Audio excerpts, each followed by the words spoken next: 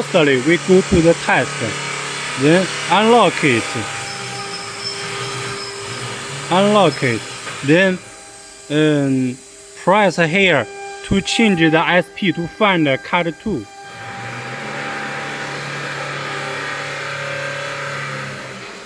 Then cut 2. Then it means SP5. SP5 is this holder. Check your own which one is cut 2. Check your own, this one, this one. Then change here into V cut. Okay.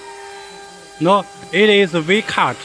That means this holder use the V cut now. Check your own SP and find the V cut. We will go to the software. We'll find have many different colors.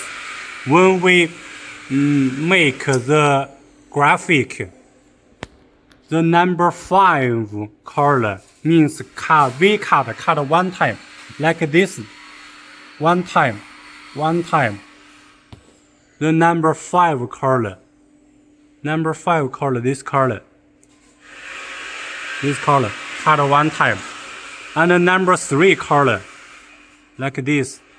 Number 3 color means cut 2 times. Means cut 2 times. You only to set the different color according to your goods. It's okay.